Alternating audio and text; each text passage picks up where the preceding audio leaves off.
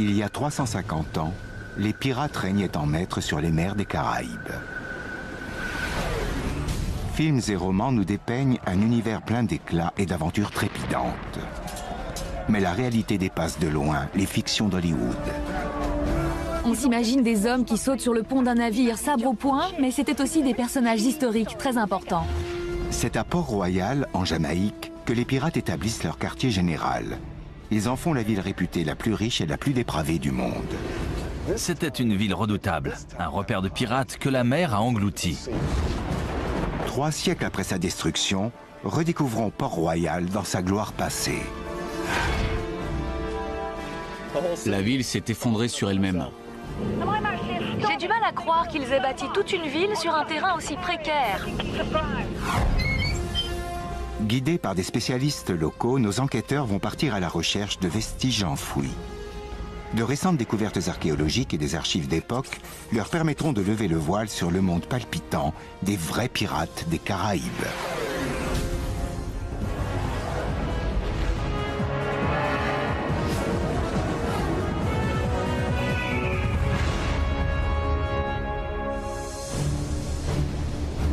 La Jamaïque est l'une des plus grandes îles des Antilles, à 160 km au sud de Cuba, dans la mer des Caraïbes. Au milieu du XVIIe siècle, la ville de Port-Royal est le repère d'une armée de pirates cruels, intrépides et assoiffés d'or. Leur puissance fait ombrage aux grands empires coloniaux eux-mêmes. Leur gloire sera pourtant de courte durée. En 1692, des quartiers entiers de Port-Royal disparaissent des cartes, engloutis par les eaux à la suite d'un tremblement de terre. Que reste-t-il aujourd'hui du monde que les pirates se sont bâtis?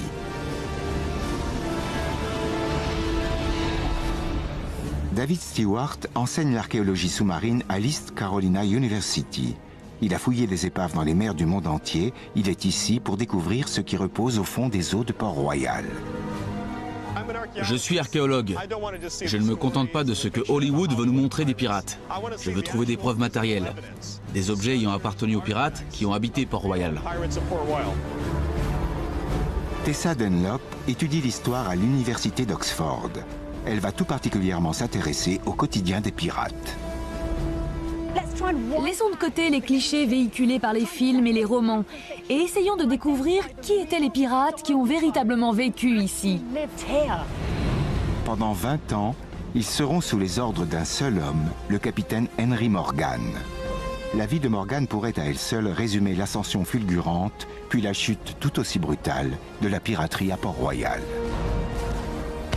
Après avoir écumé les mers à la tête d'une bande de pilleurs et de tueurs de la pire espèce, il finira sa vie comme l'un des membres les plus respectables du gouvernement britannique. Comme pratiquement tous ces hommes, Morgan n'est pas originaire des Caraïbes. Il est né en 1635 dans les îles britanniques. Tessa décide de se rendre où tout a commencé. Llanrumney est un petit village au sud-est du pays de Galles. La famille Morgan serait issue de cette région. Tessa commence sa visite dans une vieille demeure à la périphérie du village, le Llanrumney Hall. Bien que l'intérieur ait été en partie réaménagé, ces lieux gardent encore le souvenir de ses premiers habitants. Un escalier en acajou se dresse en son centre. Le plafond et ses moulures datent du XVIe siècle. Dans le hall d'entrée, Tessa trouve un indice permettant d'identifier ses premiers propriétaires. Admirez cette cheminée Tudor du XVIe siècle. Au centre du linteau, on voit des armoiries. Il s'agit en fait des armoiries de la famille Morgan. La famille Morgan aurait donc vécu dans cette maison. Un élément permet de relier cette demeure à Henry Morgan lui-même. On a retrouvé les testaments de plusieurs anciens propriétaires des lieux.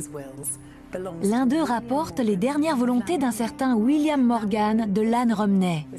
Il s'agissait de l'oncle de Henry.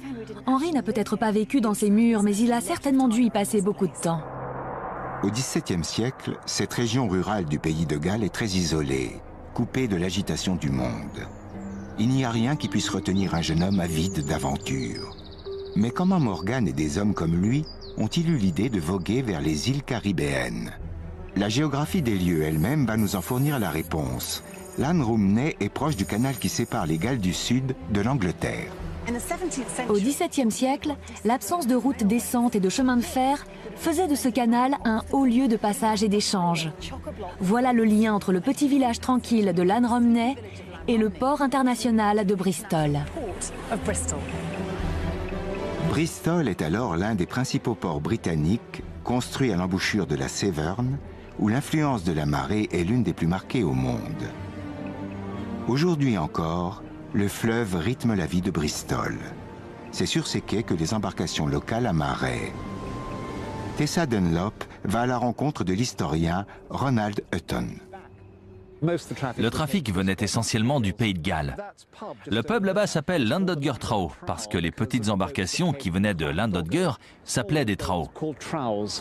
Ils transportaient des marchandises galloises. Henry Morgan devait être sur l'un d'eux. Comment Henry est allé jusqu'aux Caraïbes? Certains disent qu'il est parti directement de Bristol. D'autres pensent qu'il a été fait esclave ou qu'il est parti bien plus tard au cours d'une expédition militaire. On peut donc imaginer qu'il y a eu ici un des plus célèbres pirates de tous les temps. C'est même plus que vraisemblable. Morgan débarque sur ces quais au début des années 1650.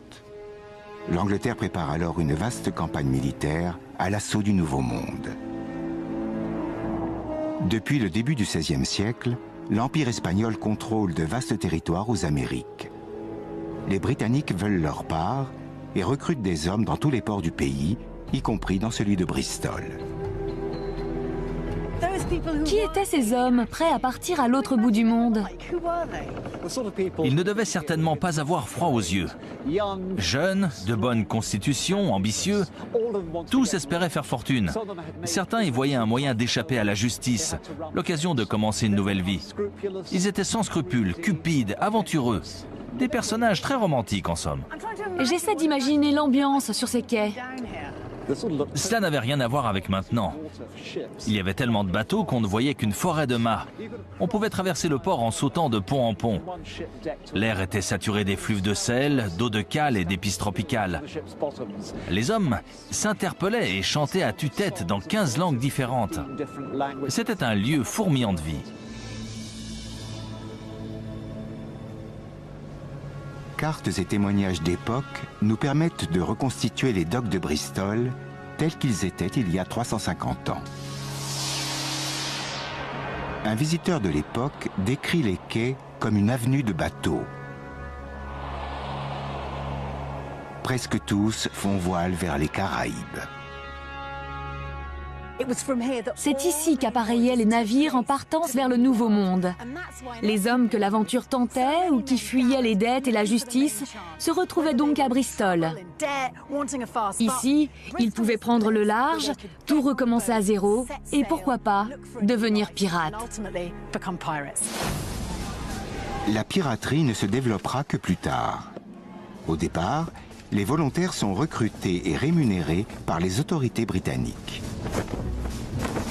En 1654, le jour de Noël, 18 navires de guerre avec 3000 hommes à bord cinglent à la conquête des colonies espagnoles. Parmi eux se trouve Henry Morgan. Nos enquêteurs vont suivre les traces de Morgan. Ils mettent le cap sur la Jamaïque. Découvrons avec eux comment les pirates et la marine britannique ont façonné cette île des Caraïbes à leur image.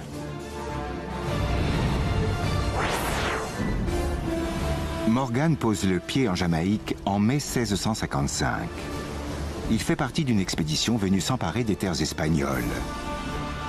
Les Britanniques percent sans difficulté les défenses adverses et décident d'ériger une nouvelle ville pour s'y établir, délaissant ainsi la capitale de l'île, Santiago de la Vega, rebaptisée ensuite Spanish Town. C'est ainsi que naît Port-Royal, sur une péninsule au sud de la baie de Kingston. David Stewart, qui est archéologue sous-marin, est à la recherche des vestiges du monde dans lequel évoluait Henry Morgan. Aujourd'hui, Port-Royal n'est plus qu'un petit village de pêche. Rien ou presque ne laisse deviner sa gloire passée. De nos jours, Port-Royal est une bourgade paisible, loin de toute effervescence. Il ne s'y passe absolument rien.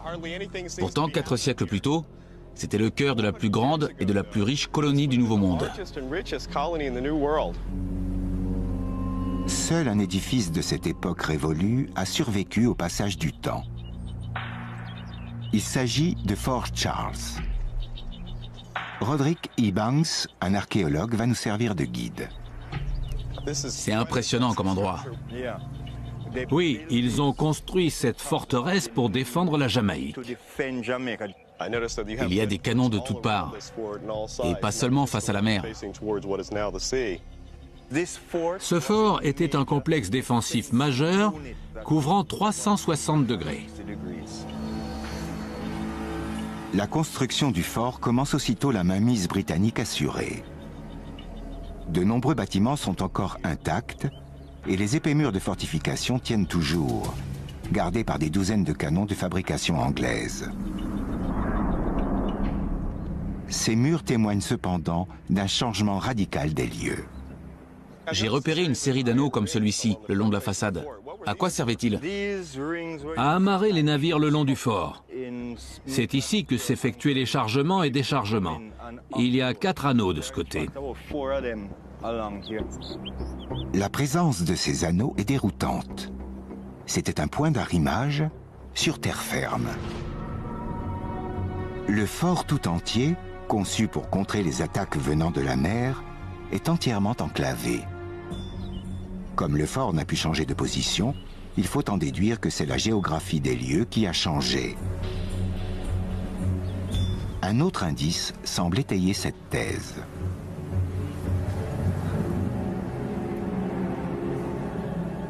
C'est impressionnant. Comme vous le constatez, il faut faire attention de ne pas glisser. Le sol est complètement de travers. C'est la preuve incontestable de la nature très peu stable du terrain sur lequel la ville s'est bâtie. Le sol est instable parce qu'entièrement constitué de sable et de gravier déposés par les cours d'eau de l'île. Au fil du temps, ces laits de rivière ont étendu le territoire insulaire. Il y a 350 ans, le fort surplombait la mer sur 3 côtés.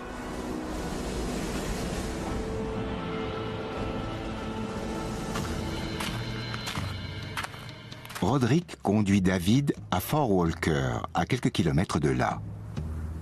Ce complexe défensif était aussi entouré par la mer. Les Britanniques ont construit en tout 5 forts à Port-Royal. Leur emplacement donnera peut-être à David une idée de la forme qu'avait la péninsule à cette époque. Pour y voir un peu plus clair, voici une carte de Port-Royal. Nous avons visité Fort Charles et Fort Walker. D'après certaines rumeurs, Fort Rupert serait quelque part ici, émergeant parfois des eaux. Nous allons voir si nous pouvons en trouver la trace. David et ses guides doivent se frayer un passage dans la mangrove. Quand enfin, ils parviennent à l'endroit où le 3e fort devrait se dresser, ils tombent sur une étendue d'eau.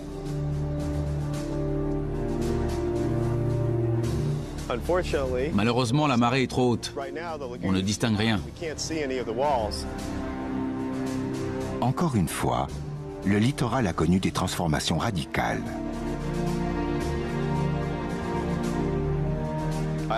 Je sais également que les forts James et Carlisle sont sous l'eau. Or, ils étaient tous construits sur la côte. Il suffit de relier les points pour obtenir les limites du littoral au XVIIe siècle. Les choses ont vraiment bien changé. En marquant l'emplacement des 5 forts de Port-Royal, David découvre que la péninsule n'avait pas du tout la même forme qu'aujourd'hui. Ce déploiement défensif révèle également la présence d'ennemis qu'il faut absolument tenir à distance. La Jamaïque est alors la seule colonie britannique au milieu d'un territoire sous domination espagnole. Les troupes britanniques se retirent moins d'1 an après l'invasion et laissent l'île sans protection. Très vite, Port-Royal tombe sous le joug des pirates. À environ 400 km à vol d'oiseau de la Jamaïque se trouve l'île de la Tortue. Elle est le bastion d'une communauté de déserteurs et de repris de justice venant, pour nombre d'entre eux, de Grande-Bretagne. On les appelle les boucaniers. L'historien Eddie Kritzler va nous en apprendre plus. Qui étaient les boucaniers? C'était un mélange hétéroclite de personnages hauts en couleur. Des marginaux de toutes les nations, de tous horizons et de toutes les couleurs. C'étaient tous des aventuriers, des individualistes, des déserteurs, des esclaves en fuite, réfugiés politiques, hérétiques. Que des rebelles et des exclus. Pour se nourrir, les boucaniers chassent le bétail sauvage et préparent la viande à la manière indigène en la faisant sécher et fumer sur un grill en bois appelé boucan, d'où leur nom de boucanier. Ces brigands vivent de pillage et rêvent de s'emparer de l'or des Espagnols.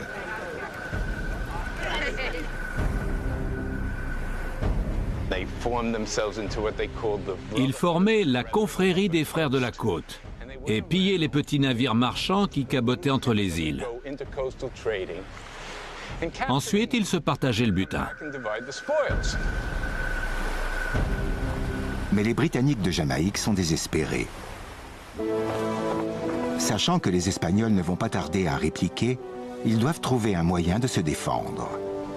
Le gouverneur de Jamaïque en vient à une solution extrême. Il invite les boucaniers à s'installer à Port-Royal. Il s'est dit qu'en offrant aux boucaniers une base où ils pourraient amarrer leurs navires, revendre leur butin et rester à portée des vaisseaux espagnols pour les piller, ils disposaient en contrepartie d'une force dissuasive redoutable. Les Espagnols y réfléchiraient à deux fois avant d'attaquer l'île.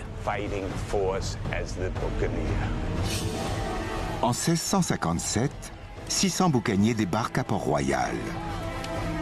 Ces bandits et truands sont alors salués comme des sauveurs. Henry Morgan, qui a passé 2 longues années à assurer les défenses de Port-Royal, y voit une opportunité en or. En 1658, Henry Morgan rejoint les rangs des boucaniers. Il devient très vite leur chef et entreprend de transformer cette bande de hors-la-loi en véritable armée. Pour comprendre comment il a pu faire ça, Tessa Dunlop et David Stewart vont essayer d'en savoir plus sur l'une des armes de son succès, le vaisseau pirate.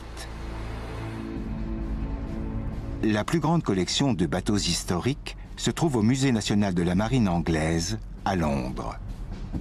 Selon des documents écrits, les pirates de Port-Royal voguaient essentiellement sur des embarcations légères appelées sloops jamaïcains. La Jamaïque n'a gardé aucun plan ni aucune épave de sloop du XVIIe siècle. Tessa va donc se renseigner auprès d'un spécialiste à Londres. Pouvez-vous nous dire ce qu'est un sloop? Au XVIIe siècle, il s'agissait d'un navire de 20 à 24 mètres de long, relativement petit donc, et léger, avec 1 ou 2 mâts et de faibles tirants d'eau. Ce modèle est à 2 mâts. Les pirates aimaient les embarcations petites et rapides, exactement comme celle-ci. L'Empire espagnol transporte ses cargaisons d'or d'Amérique du Sud vers le vieux continent en passant par les eaux caribéennes. Pour s'en emparer, les pirates ont besoin d'embarcations plus rapides que les imposants galions espagnols. Je me suis toujours imaginé le bateau pirate comme un bâtiment majestueux avec de grandes voiles. Rien à voir avec ce modeste sloop. Effectivement, contrairement aux gros navires que l'on voit dans les films, comme Pirates des Caraïbes, qui ont des voiles perpendiculaires à la coque, le sloop a des voiles parallèles à la coque. Cela lui permet d'aller beaucoup plus vite, au plus près du vent. Ces petites voiles triangulaires offrent une grande maniabilité. Les bateaux pirates se glissent sans difficulté sur les flancs des grands galions. La mobilité est un atout bien plus précieux que la taille ou la puissance de feu. Pour s'en rendre compte par lui-même, David Stewart monte à bord d'un sloop avec l'archéologue nautique Peggy Leshikar-Denton. Les autorités britanniques leur fournissaient des navires? Ou comment faisaient-ils? Ils embarquaient sur ce qui leur tombait sous la main. Ce pouvaient être aussi bien des bateaux marchands qui venaient d'Europe ou des sloops des îles qui servaient à la pêche et aux échanges commerciaux entre les îles, comme celui sur lequel nous nous trouvons. Il fait environ 15 mètres de long. La plupart des sloops n'étaient pas plus grands que ça. Ce n'étaient pas de gros navires de guerre. Ces embarcations avaient de nombreux avantages. Étant de faibles tirants, les sloops leur permettaient d'accéder à des eaux peu profondes et d'éviter les écueils. Ils se faufilaient dans des estuaires ou les mangroves. La maniabilité de ces embarcations leur permettait de se cacher et d'échapper à d'éventuels poursuivants. Henry Morgan est connu pour ses nombreux raids menés non contre les galions espagnols, mais contre les ports où l'or est stocké. Les sloops de faibles tirants lui permettent de se réfugier dans des eaux peu profondes où des navires plus imposants s'échoueraient. Est-ce que les pirates apportaient des modifications aux sloops? Bien sûr. Ils devaient certainement en augmenter la puissance de feu pour attaquer leurs cibles. Un bateau pirate doit être paré pour les attaques. Des sabords supplémentaires sont percés pour augmenter la puissance de feu. Le pont est réduit au minimum pour contenir l'équipage. Et la soute est mise à nu pour entreposer le butin. Un bateau de cette taille était idéal pour les pirates. Une quinzaine de mètres de longueur et équipé d'une voile aurique pour la rapidité et la maniabilité. Seulement imaginez 60 ou 70 hommes à bord.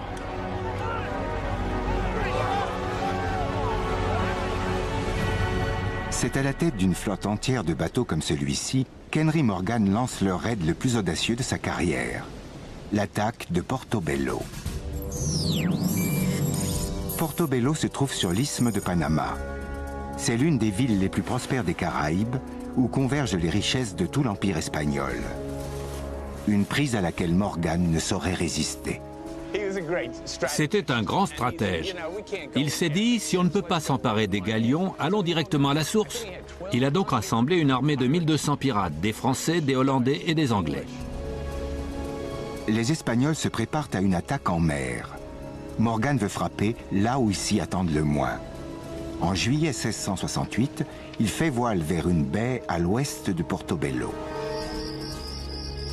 Sous le couvert de la nuit, ces hommes ancrent leur sloop et marchent sur la ville.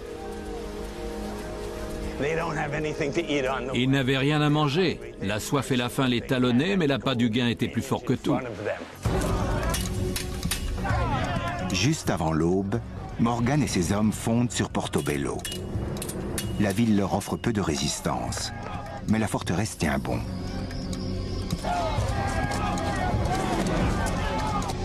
Morgan décide alors de se servir de nonnes et de religieux comme boucliers humains. En quelques heures, la ville est conquise.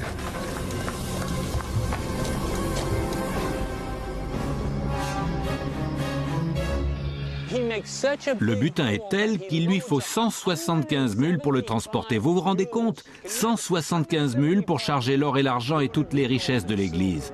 Sans compter la rançon qu'il exige pour les 600 prisonniers qu'il a fait.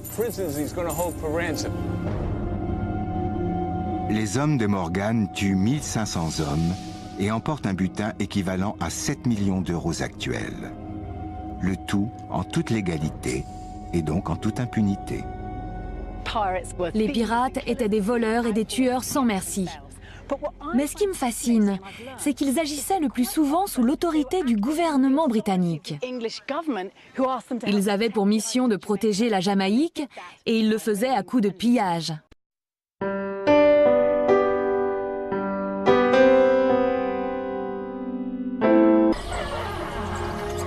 En autorisant les raids de Morgan, les autorités de la Jamaïque tiennent les Espagnols à distance et s'attribuent au passage une part du butin. Ce qui veut dire que les actes de piraterie étaient parfaitement légaux?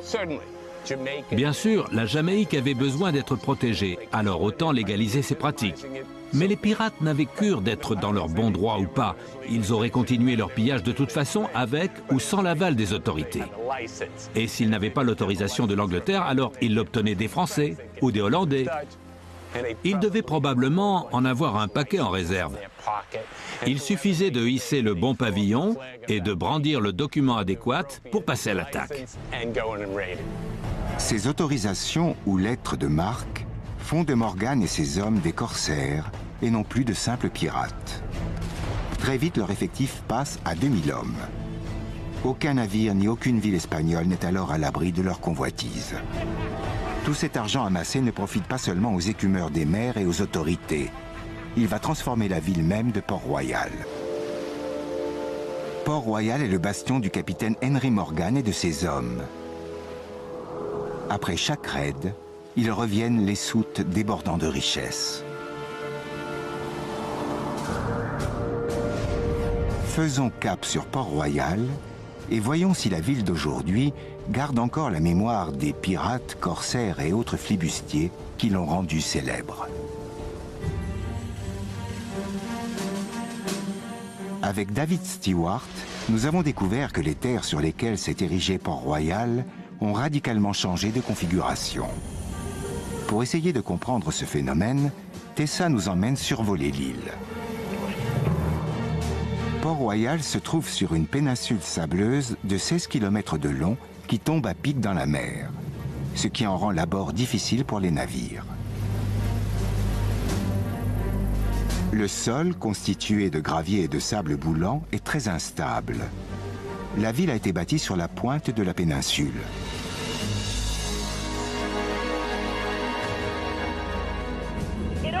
Tout s'éclaire vu d'ici.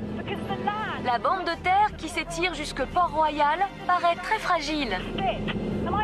J'ai du mal à croire qu'ils aient bâti toute une ville sur un terrain aussi précaire.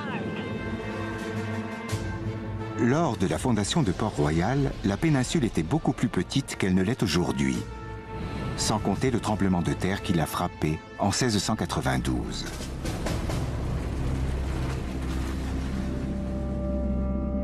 Toute une partie de la ville se détache de la côte et glisse dans la mer. Plus de 5 hectares de Port-Royal reposent maintenant au fond des eaux de la baie de Kingston. Une véritable manne pour les archéologues sous-marins. Les archéologues passent beaucoup de temps à trier ce qui a une valeur historique, des vieilleries sans intérêt. Le site de Port-Royal est unique, parce que c'est le site d'une catastrophe. Le temps s'est arrêté au moment où elle est survenue. Tout a été préservé tel quel depuis le 7 juin 1692, le jour du tremblement de terre. L'archéologue Doric Gray conduit David au bord de la portion de terre engloutie. Doric, où sommes-nous? Ce qui est arrivé le 7 juin 1692 est fascinant. Voici une carte de Port-Royal.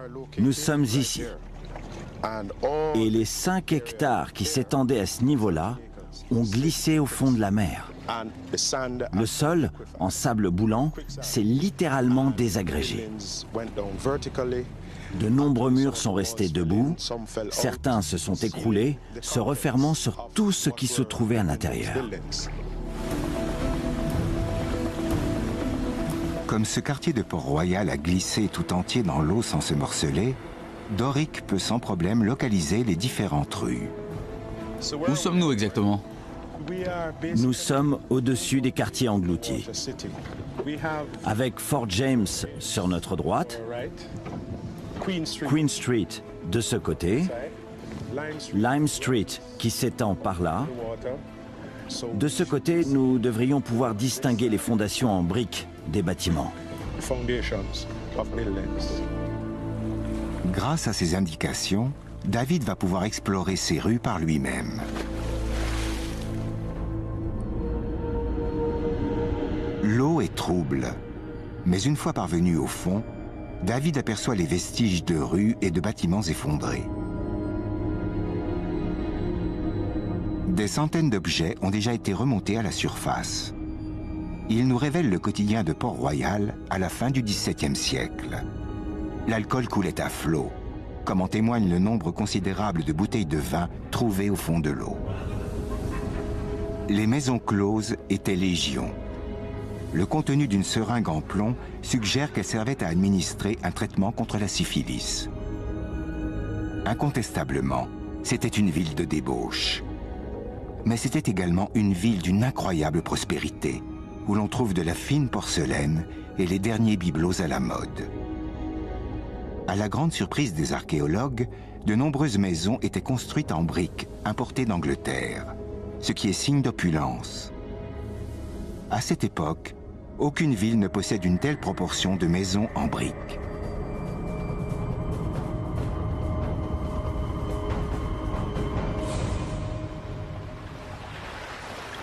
C'est incroyable tout ce qu'il y a au fond de l'eau. Une fois les algues passées, on tombe sur des tas de briques. Ce sont les murs qui se sont effondrés, comme le disait Doric. Certains murs se sont écroulés vers l'intérieur, d'autres vers l'extérieur. Il y a tout un tas de briques. La ville s'est effondrée sur elle-même. Entouré par une série de forts, le port compte plus de 2000 bâtiments accolés les uns aux autres. Les bâtisses sont construites sur le modèle des maisons londoniennes de 3 ou 4 étages.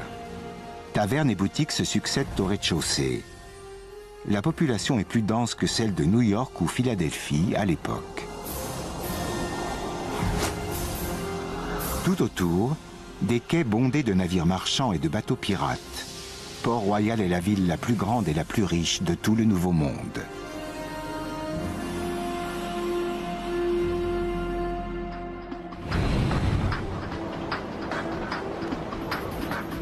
Mais comment un repère de pirates est-il devenu un port aussi prospère? Pour le savoir, Tessa se rend à l'ancienne capitale de la Jamaïque, Spanish Town, anciennement Santiago de la Vega. Les documents officiels de Port-Royal étaient conservés ici plutôt qu'au port lui-même. Ils ont survécu au tremblement de terre. Il y a de nombreux inventaires et des testaments qui dressent la liste des biens des particuliers. C'est en étudiant ces documents que l'historien James Robertson a découvert pourquoi les habitants de Port-Royal étaient si riches. Nous avons ici l'inventaire des biens de Joël Clément, qui ne fait que 2 ou 3 pages, et qui est donc relativement court par rapport aux autres. C'était un ancien batelier. Joël Clément était un modeste travailleur. Mais il avait acquis de nombreux biens, dont une taverne, 24 plats en étain, 5 anneaux d'or et des reconnaissances de dettes s'élevant à 600 livres. Quel rôle jouaient les pirates dans cette économie locale faite d'anneaux d'or et de plats en étain? C'est un peu comme ce qui s'est passé en Californie pendant la ruée vers l'or. Ce ne sont pas les mineurs ou les pirates qui s'enrichissaient, mais les propriétaires des bars. Ces derniers gagnaient très bien leur vie. L'argent des pirates allait directement dans leurs poches, car ce sont eux qui leur servaient à manger et à boire dans de la vaisselle d'étain. Les pirates dépensaient sans compter. L'argent leur brûlait les doigts. En jetant l'argent par les fenêtres, les pirates faisaient prospérer le commerce local. Quand les pirates sont revenus de leur raid sur Portobello, ils se sont empressés de dilapider leur butin dans les tavernes, maisons closes et autres salles de jeu. Ils pouvaient s'offrir tout ce qu'ils désiraient. C'est pour cela que Port-Royal était considéré comme la ville la plus riche du Nouveau Monde. Bâtie sur le vol et le pillage, la prospérité fulgurante de Port-Royal est fragile. En moins d'une décennie, la ville d'Henry Morgan va sombrer dans l'oubli. Serait-ce seulement dû au tremblement de terre ou à quelque chose de bien plus sinistre encore?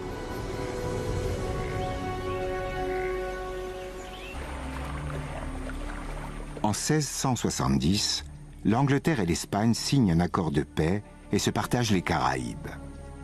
Ils décident également de mettre fin aux actes de piraterie dans leurs territoires respectifs. Les pirates sont désormais hors la loi. À la fin du XVIIe siècle, l'Angleterre donne l'autorisation à ses colonies d'exécuter les pirates. J'essaie de voir si je peux trouver des traces de potence dans cette mangrove. À un emplacement maintenant envahi par les palétuviers, des dizaines de pirates furent exécutés.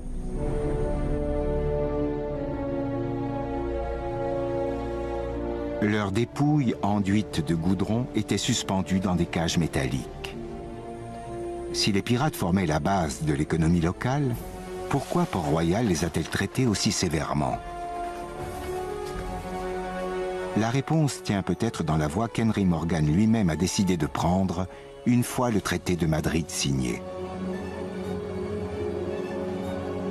Dans les collines du nord de l'île, dans l'enceinte d'une grande propriété, se dresse un vieux bâtiment de pierre. On dit qu'Henry Morgan en a fait l'acquisition à la fin de sa vie. J'ai cru comprendre que ce bâtiment datait du XVIIe siècle. Ce qui est exact. Henry Morgan y a vécu. Est-ce le mur d'origine? Oui, il est d'origine. Il est fait en briques et en corail. Cela rappelle que la mer n'est pas loin. C'est un très vieux bâtiment. Et ces meurtrières, elles sont également d'origine? Oui, cela permettait de tirer sur d'éventuels assaillants.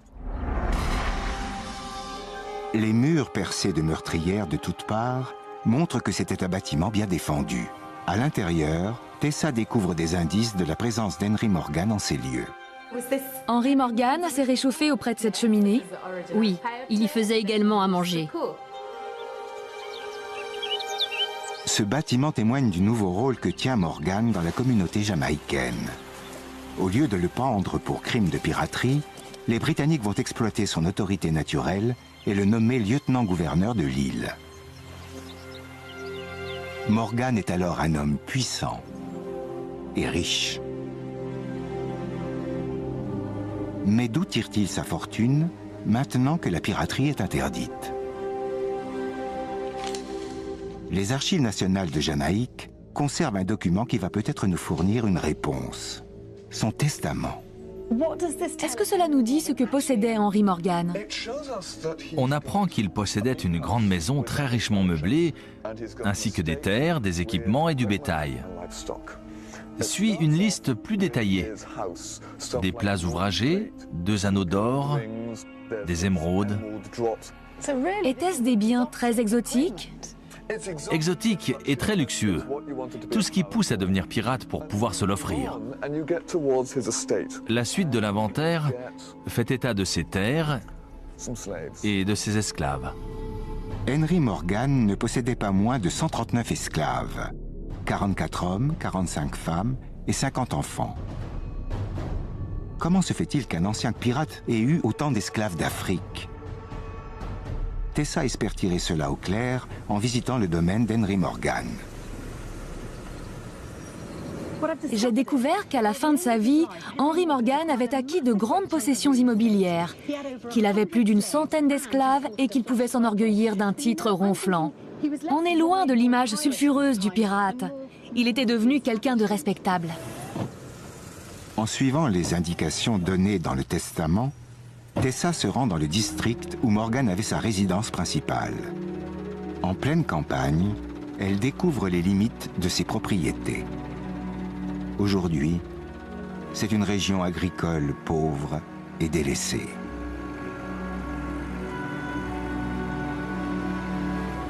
La maison de Morgan se dressait au cœur même de ces terres.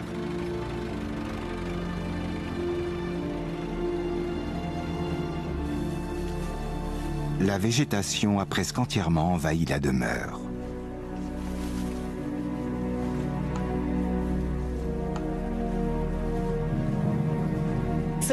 Je crois que nous avons là le mur d'origine de la maison de Henry Morgan. Il suffit de le longer de ce côté pour tomber sur le devant de la maison. La bâtisse est depuis longtemps inoccupée, mais des signes de sa gloire d'antan sont encore visibles. C'était une maison de planteurs, comme il y en avait à travers toute la Jamaïque à la fin du XVIIe siècle.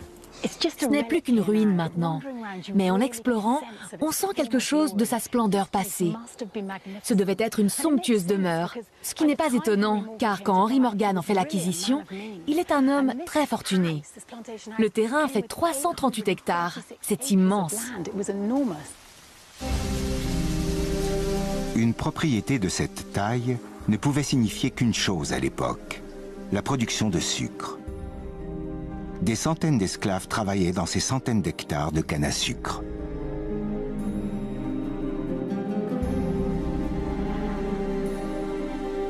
De nos jours, La bâtisse est envahie par la végétation, mais elle fut une imposante et luxueuse demeure. C'est ici que mourut Henry Morgan en 1688, au milieu de ses biens et d'innombrables rangées de canne à sucre. La canne à sucre devenant la principale source de richesse des Caraïbes, la piraterie tombe en désuétude. L'argent qui venait des pillages vient désormais du sucre et des esclaves. 4 ans après la mort d'Henry Morgan, un tremblement de terre frappe Port-Royal, faisant 2000 victimes et engloutissant 5 hectares de terre dans la mer. Sans la présence des pirates et avec le déplacement de l'économie dans les terres, Port-Royal connaissait depuis longtemps déjà un rapide déclin. En explorant les vestiges d'une ville en tout point remarquable, Tessa Dunlop et David Stewart ont découvert que les pirates des Caraïbes avaient écrit une page d'histoire en lettres de sang. Cela m'a permis de comprendre que les pirates étaient bien plus que des aventuriers sautant à l'abordage des galions marchands. Ils ont eu un véritable rôle historique. En étudiant les bâtiments et les structures liées aux pirates, ils ont compris comment ces hommes avaient influencé le développement d'une ville tout entière et comment ils avaient infléchi le cours de l'histoire des Caraïbes. La véritable histoire des pirates des Caraïbes est beaucoup plus passionnante que celle qu'Hollywood veut bien raconter. Cependant, le déclin de Port-Royal ne marque pas la fin des pirates, qui continueront à semer la terreur sur le Nouveau Monde pendant des siècles encore. Mais plus jamais ils ne seront aussi riches, ni n'auront autant de liberté d'action que pendant l'âge d'or d'Henry Morgan et de ses pirates de Port-Royal.